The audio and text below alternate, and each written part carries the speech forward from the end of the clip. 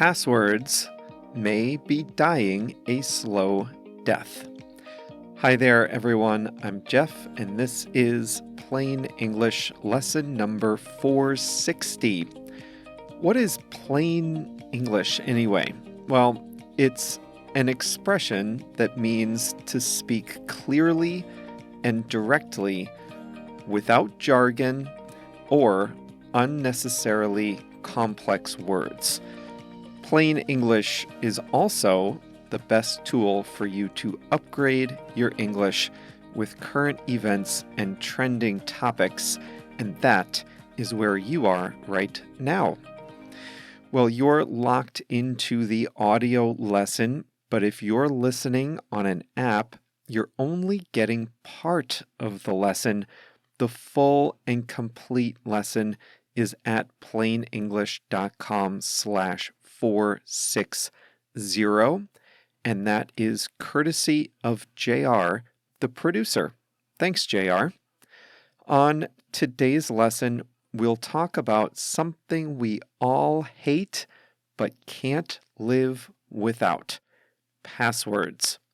For years, people have been predicting that the end of the password is coming.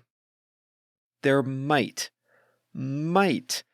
be reason for optimism. Let's find out together in today's lesson. In the second half, I'll show you how to use the English phrasal verb fall for, and I have a quote of the week for you. Let's get started.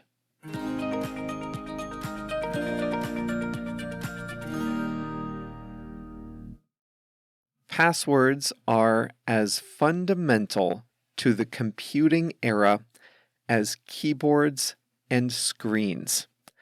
When you log into a new site, when you get a new device, or when you sign up for a new service, the first thing to do is create a username and password. It's as natural a behavior as breathing in and out. However, passwords are riddled with problems. For consumers, passwords are difficult to remember. We have dozens or hundreds of them across all the services we use. It's no surprise, then, that so many of us take shortcuts, like creating easily guessable passwords and reusing passwords across multiple sites. If you work for enterprise, like a large company or the government, your employer hates passwords too, because if just one employee is careless with a password, or if just one person falls for a phishing attack, then hackers can gain access to a company's sensitive data. And spare a thought for all the online services that make you create a password. We don't like that either, because we have to put web security in place to guard the passwords of our users. Passwords are also a top reason for cart abandonment. That's when a consumer puts items in a shopping cart, gets to the checkout page, and for some reason doesn't purchase. That reason is often frustration with having to create an account and password.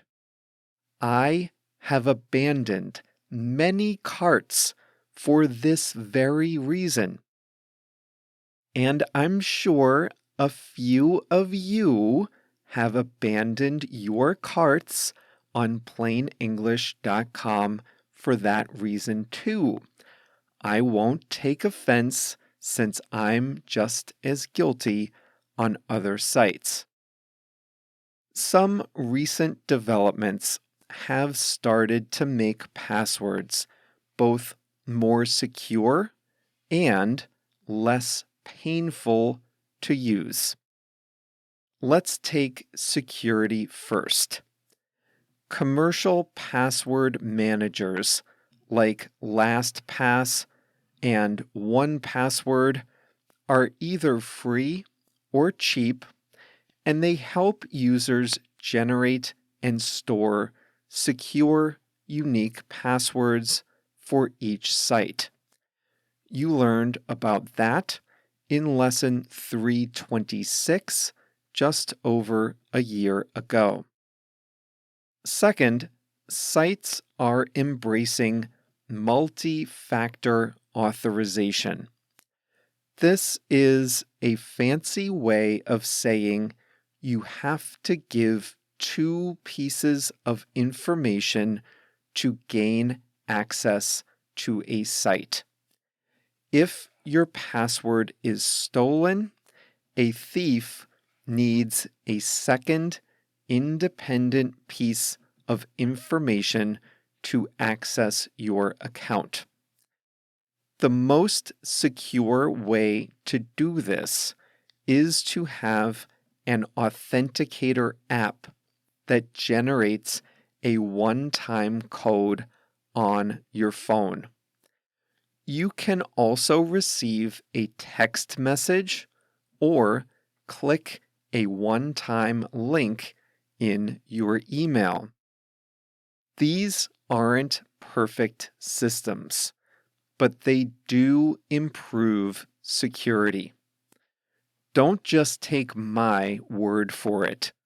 Google moved 150 million users to multi-factor authentication, and the company reported a 50% drop in hacked accounts just from taking this one step. Slowly but surely, some platforms and sites are making passwords less painful for us to use. Smartphones have their own password managers built in, and you can use your thumbprint to unlock them easily. You can log into small sites by using your Google or Facebook password, reducing the sheer number of passwords you have. Now, this is problematic when Facebook is down. Other sites allow you to log in without a password at all. A while back, we talked about Substack, a new platform for email newsletters. That was in lesson 434. Substack is among the companies that lets you log in via a special link they send to your email. You don't even need a password if you don't want to use one. Still, these are only minor improvements around the periphery. On the vast majority of sites, you still have to log in using a username and a password. And people hate passwords. For years, technologists have dreamed of a future without passwords, only to see the dream delayed time and again. That's because, for all the frustration, passwords do have one benefit that outweighs all the negatives, and that is this. Every computer or smartphone user in the world knows how to use a password. It's that simple. Everyone is already doing it, and it's easy to understand. Authentication refers to the process of confirming the identity of a computer user. You can have the best authentication process in the world, but if everyone can't or won't use it, then it's useless. Whatever comes after the password has to be both more secure and easier to use. Otherwise, people won't change their habits. This is the dilemma facing the FIDO Alliance, an industry consortium seeking to replace passwords as the primary way to authenticate users. FIDO, which is short for Fast Identity Online, was founded in 2012, 10 years ago. Its mission is to create simpler and stronger authentication. In other words, to kill the password as the primary way we authenticate ourselves online. The Alliance counts some of the world's biggest technology companies as members. Apple, Google, and Microsoft represent the major operating systems.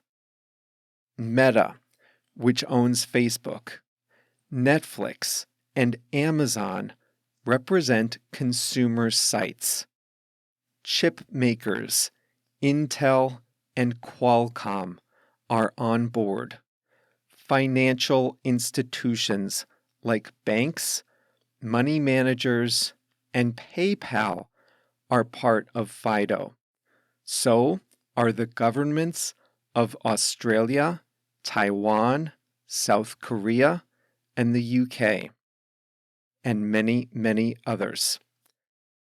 The heaviest hitters are all working together, so surely they can figure out a better way to authenticate users, right? Well, progress has been slow, but there is reason for optimism. Just last month, the Alliance announced it had agreed on the broad technology for replacing passwords in the future. The research paper they released included a detailed outline of how this will work.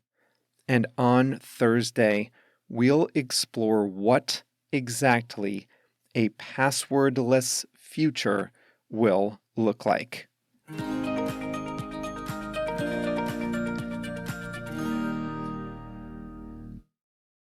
I'm watching The Flight Attendant on HBO Max now.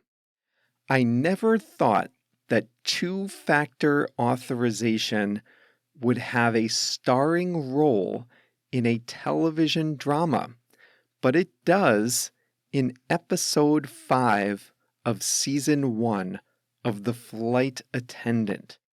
No spoilers, but a computer user leaves his password written down on a piece of paper next to his computer. But the computer has two-factor authorization enabled, and that's all I'm going to say. By the way, did you ever do that? write your computer password down and leave it next to your computer. I feel like computer users don't do that anymore. But years ago, this was common in offices. A company would require a super secure password, like a 20-character long password full of numbers and letters and symbols, an unhackable combination. And so everyone would just write down the unhackable password on a piece of paper and leave it under their keyboards.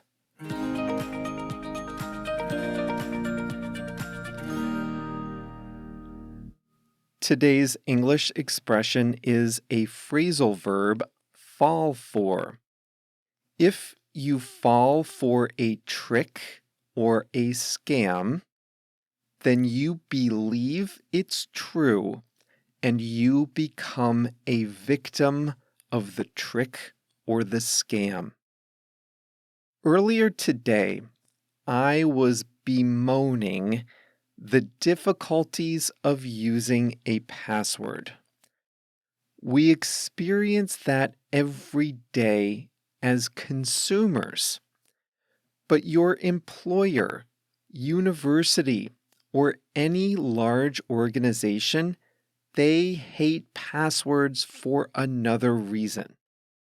Users fall for phishing scams where a hacker tries to trick them into revealing their passwords.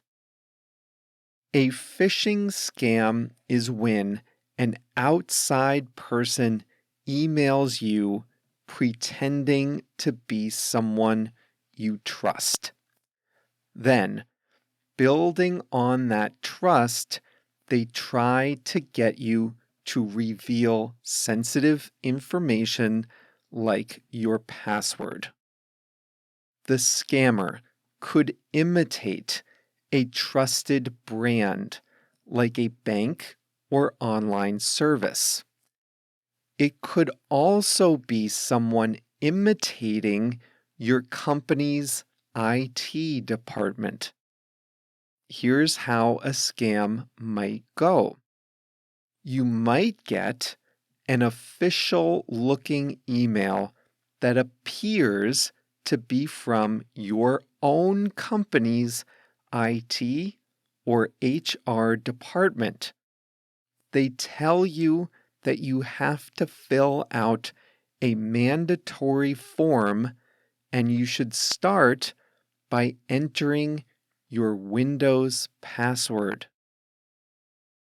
If you fall for that scam, if you believe that scam and become a victim, then you might allow a hacker to access all your company's systems remotely. So don't fall for that. I mentioned earlier too about two-factor authentication. My bank, Chase, uses text messaging as the second authentication factor. So I log on with my password and they send a text message to my phone. I use the code in the text to prove that I'm me. But here's a common scam. Someone guesses your password and tries to log on as you. You get a text from the bank with the one-time code. Then the scammer calls you, pretending to be from your bank, and asks you for the code. A lot of people fall for that. They willingly give the code over the phone to a scammer. They believe the trick and become a victim. They fall for it. A few weeks ago, I mentioned the Tinder Swindler documentary on Netflix. It reminded me of lesson 375 when we talked about online dating scams. The documentary describes how one man tricked many women across Europe into sending him tens of thousands of euros. He used the money to fund a lavish lifestyle. Some people watched the documentary and asked themselves, how could these women have fallen for such a scheme? But as I watched it, I could absolutely understand how they fell for that scam. The swindler created an elaborate backstory and built up trust and credibility over several months. And the women were in love. They were generous and kind-hearted. And sadly, they fell for a scam. They believed the scam to be true, and they became the victims.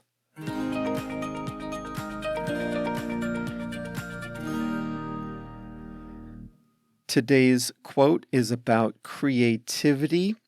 It's by Erich Fromm, a German psychologist.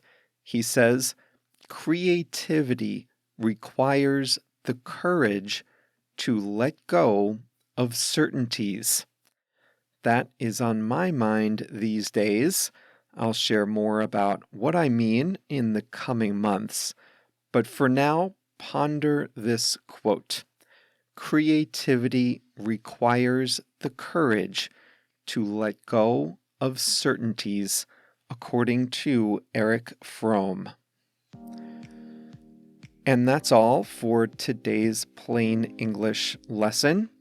This was number 460, which means you can find the full lesson at plainenglish.com/460. If you go there to plainenglish.com/460, you'll find the step-by-step video associated with today's lesson. And the video today is all about emphasizing a positive statement. The way I'm going to show you will allow you to almost preemptively resolve any doubts in your listeners' minds. And it's with just one tiny little word, just 2 letters, can be so powerful in a sentence in this way. Now that's all at plainenglish.com/460. And remember, the video lessons are for Plain English Plus members. If you're ready to upgrade your English and really dive into all the great content we produce each week, then come join us at plainenglish.com/plus, PLUS. Now remember, we'll be back with a continuation of today's topic on Thursday, when I'll show you what exactly a passwordless future might look like. I can't wait for it. See you then.